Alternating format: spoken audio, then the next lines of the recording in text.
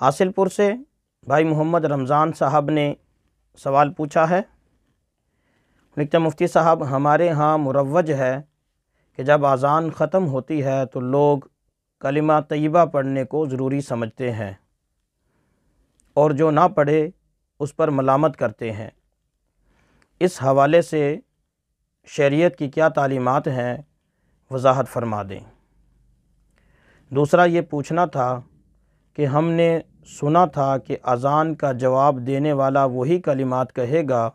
جو مؤذن کہتا ہے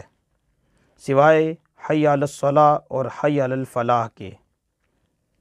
لیکن ہمارے معاشرے میں جب اذان میں آپ صلی اللہ علیہ وسلم کا نام نامی آتا ہے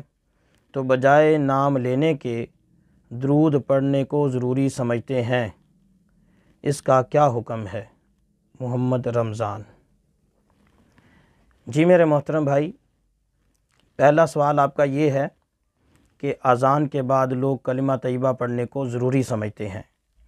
یہ عوام کی خود ساختہ بات ہے، شریعت کی تعلیم کردہ بات نہیں، اور پھر اس سے بڑھ کے لوگ یہ کرتے ہیں کہ نہ پڑھنے والے کو ملامت کرتے ہیں، ایک خود غلط عمل کرتے ہیں پھر دوسرے کو کرواتے ہیں، اور جو غلط عمل نہ کرے اس پر ملامت کرتے ہیں۔ یہ تو چور الٹا کوتوال کو ڈانٹے وہ بات ہے،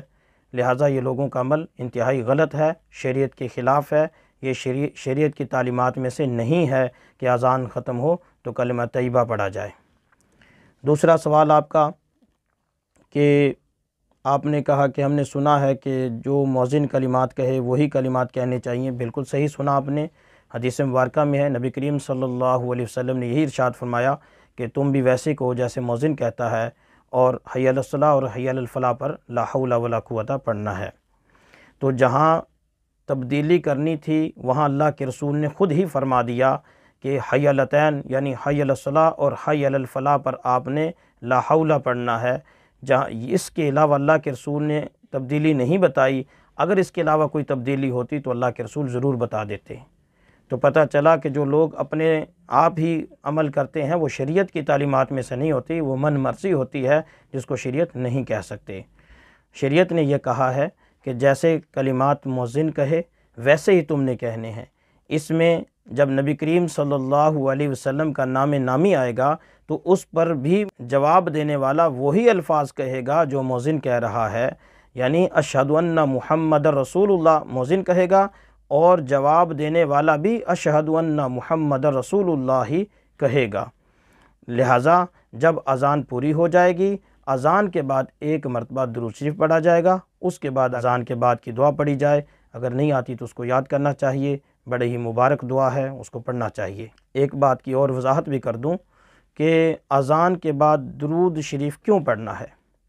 دیکھیں، دو حدیثیں الگ الگ تھی۔ اللہ کے رسول صلی اللہ علیہ وسلم نے ارشاد فرمایا بدبخت ہے وہ شخص جس کے سامنے میرا نام لیا جائے اور وہ مجھ پہ درود نہ پڑھے، اور دوسری حدیث میں اذان کے جواب کے حوالے سے یہ بات تھی کہ جیسے مؤذن کہے ویسا ہی تم نے کہنا ہے۔ تو ان دونوں میں تاکہ دونوں حدیثوں پر عمل ہو جائے، اس لیے مؤذن کے کہے کے مطابق ہم اشہد ان محمد رسول اللہ ہی کہیں گے۔ اس کے بعد جب اذان ختم ہو جائے گی تو چونکہ درمیان میں آپ علیہ الصلاۃ والسلام کا نام نامی آیا تھا اور ہم نے درود نہیں پڑھا تھا، تو اب اذان کے بعد ایک مرتبہ کہہ لیا جائے صلی اللہ علیہ وسلم، اس کے بعد پھر اذان کی دعا پڑھ دی جائے۔ تو اذان کے بعد کا جو درود پڑھنے کا جو مقصد تھا، وہ جو درمیان میں نام آیا تھا اللہ کے رسول کا، جہاں ہم درود شریف نہیں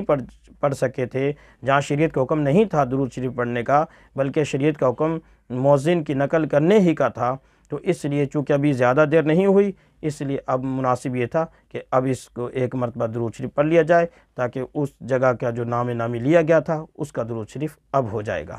اس حکمت کی وجہ سے درود شریف پڑھنے کا کہا گیا، اور اس کے بعد اذان کے بعد کی دعا کہی گئی۔